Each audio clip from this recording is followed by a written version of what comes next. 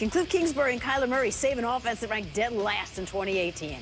So far, Murray has earned rave reviews from teammates as respected as Larry Fitzgerald. The #1 overall pick sounds unfazed. Feel pressure being here? No, I don't feel pressure. How much fun is it to battle Pappy and test him and go at him? I tell him every day. I mean, I'm gonna go at him at least once a day, and honestly, he's winning right now. He's making me pay for it, but I got to use it up. You know, he's here, he's with us right now, so he's in my eyes best corner in the game. So for me to be able to see him out there every day is just making everybody better. Well, no pressure, no real adversity. He's a long way from any real adversity. So must be good for a guy to have that. Fine. Good. Yeah. Good to hear. Yeah, it is. And you know what? I think it's born out of comfort, familiarity with the offense. I mean, Right. when you're comfortable doing something, and you have a veteran like Larry Fitzgerald who's sitting there saying, look, this young guy is telling us what to do and has a command of this offense that we don't have. If Larry Fitzgerald tells you anything about football on the upside, you should probably take it and run with it and be confident with it. And right now, I mean, we'll see how Kyler feels when somebody, puts a Rydell on him, during the regular season and they start knocking him around a little bit. But look, he should be confident because this is exactly what they drafted him for. His familiarity and his ability to hit the ground running, he's already got a leg up on the competition. Can I say, when I went out to Arizona and I was watching him for his first rookie minicamp, and I watched him walk up to the line of scrimmage, I'm just going to do a little bit of an impersonation. Just back up the camera a little bit, or I'll back up. So he walks up to the line of scrimmage. I'm trying to say, there you go. So he walks up to the line of scrimmage, and he just stands like this. And I'm just trying to say how comfortable he was. And he just started directing Hakeem Butler, Andy Isabella, just like this. And then, he licked his fingers, and he was just, from the first time he walked up, that's how he was. Right, which is what Fitz is talking about. Just like he had been there all day. And so what I'm telling you is, that's not an act on the stage. Like, he has been groomed from his father, Kevin, to be doing this. His mother, you can see he gets a certain resoluteness from her. This is from day one, and that really stood out to me from jump when I was out there in Arizona. If you're a lineman, you love that, don't you? I do. I love the fact that, again, he ran this offense in college. So that's really half the battle, because most guys, when they come in, they got to learn a new offense. And on top of that, you got to process what the defense is doing to you.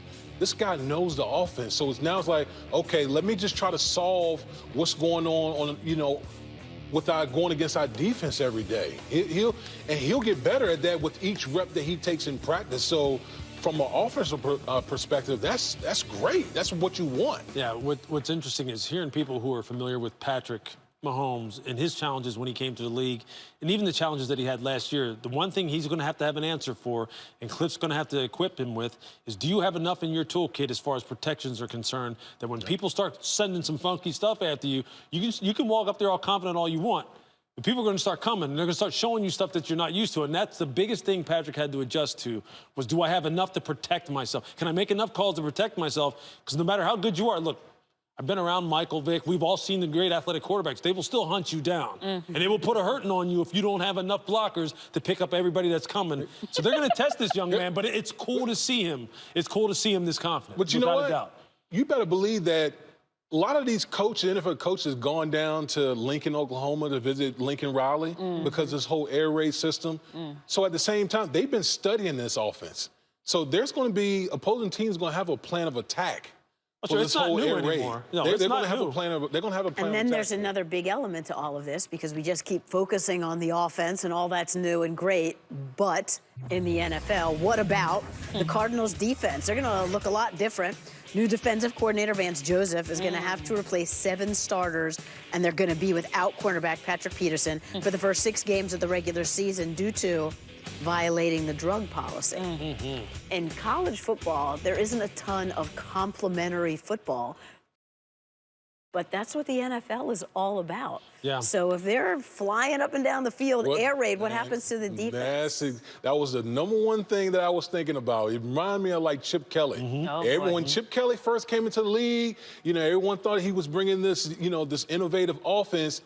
But it also exposed the defense, because as fast as you're running plays, guess what? Your defense is out there just gassed, playing a bunch of plays that they weren't expecting to play. So to me, that's what I'm curious of.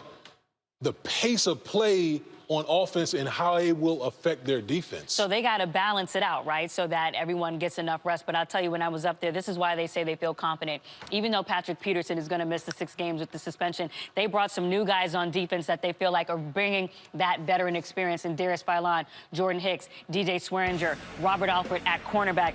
And who else am I forgetting? Obviously, T. Suggs. How can I forget? So they got some guys that are coming in to help where they were last season, back in the type of scheme that they feel like best fits the talent on this defense to help mitigate Patrick Peterson's absence, in addition to what Damien so wisely is bringing up, you know, making sure that they can handle what's going on the other side of the ball and make sure it balances out so you're not gassing the other side as well. Yeah, it's all about play pace. It's all about volume. I mean, too many plays, I don't care how much you know, you have nothing left in the tank, you're done. And Cliff Kingsbury has mentioned the fact that people will be surprised. He said this, I remember a couple months ago, I think people will be surprised at how well we run the football and how much we emphasize running the football. Because remember now, they still have David Johnson, who's still a pretty good runner. So let's not forget the fact that they could, if they're smart, and remember, Cliff also was up in New England at one time. He kind of knows a little bit about being, you know, kind of an amoeba as far as you can't always go 100 miles an hour, just like Bill doesn't go 100 miles an hour with New England all the time. You better slow it down a little bit at some point in time and just ride that big horse you have behind you, just like they do up there when it needs to be done. Because otherwise, look, Chandler Jones, all those guys, they'll get worn out.